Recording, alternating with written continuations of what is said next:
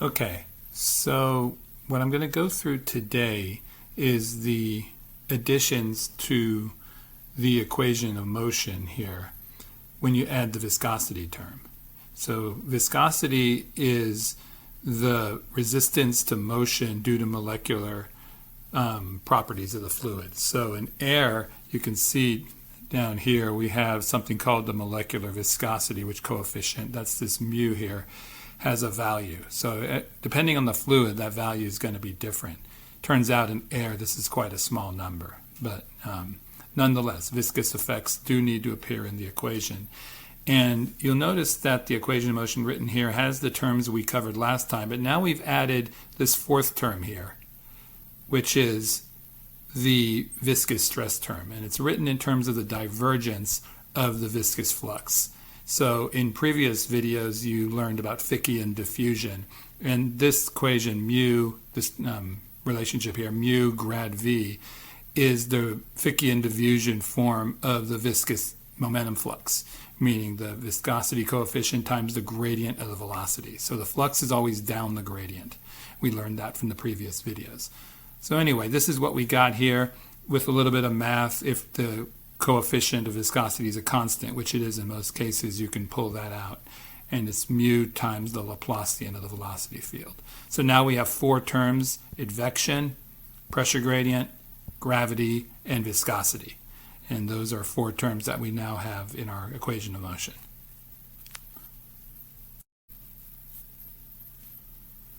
So the equations for momentum that we talked about in the previous slide can also apply to scalars. So a scalar, if you remember, is a physical variable that does not have a direction. It just has a value. So some examples of scalars are temperature, humidity, and in this case we're going to look at the example of pollution concentration. So this could be maybe the concentration of carbon dioxide in the atmosphere, which is a scalar. So you can see typical units of a scalar pollution might be how many micrograms per meter cubed. And there's a class in pollution that may be offered your senior year where we can get into this more, but we're just going to use the concentration as an arbitrary scalar for the sake of illustration here.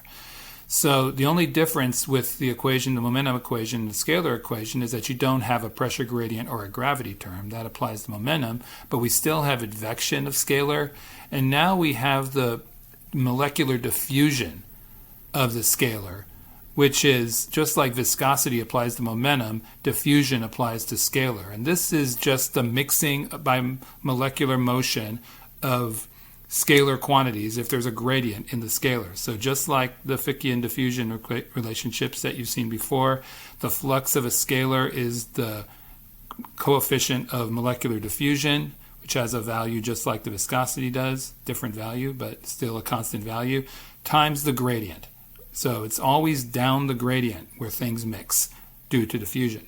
So we have this when you combine it together, pull the mu out of the equation, you get the classic advection diffusion equation. So advection simply just moves stuff from one place to another. Diffusion mixes things so that the concentration ultimately becomes uniform. So whenever you have a gradient, diffusion wants to mix things out. So you got both things going on at the same time.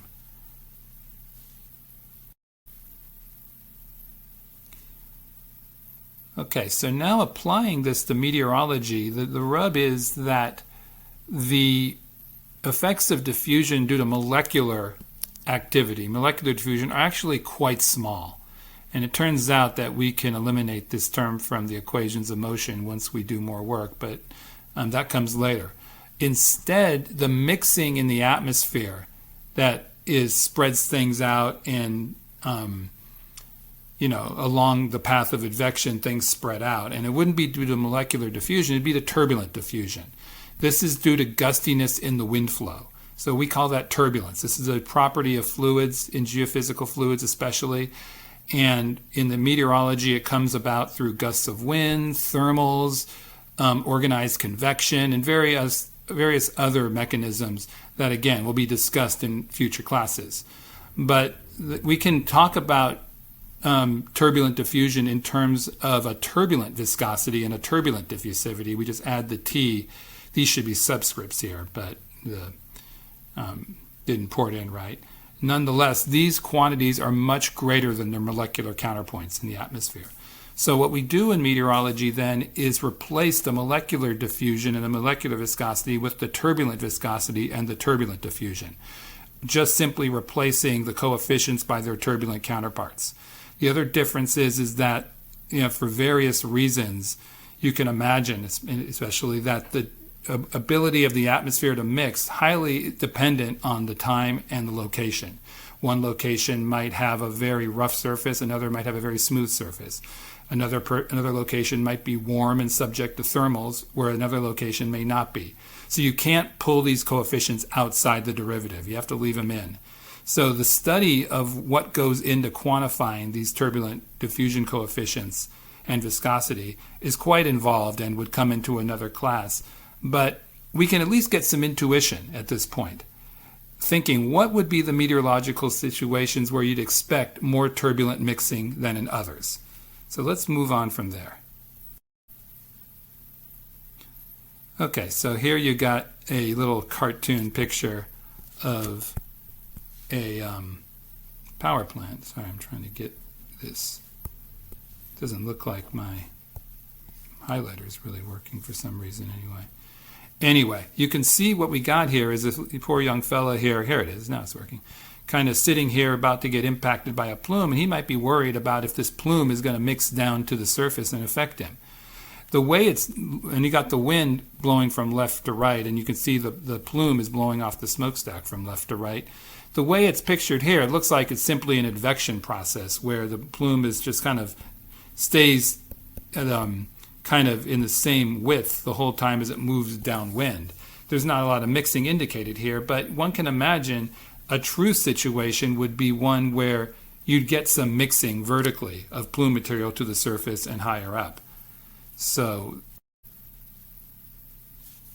here's an example of mixing, where here's maybe this poor young fella here, and he's riding his bike. Here's a smokestack here, and you can see the plume is not only moving from left to right across the screen, but it also has serious mixing going on and dilution of plume material on up and down about the plume, what we call the plume center line, or the center of mass moving from left to right.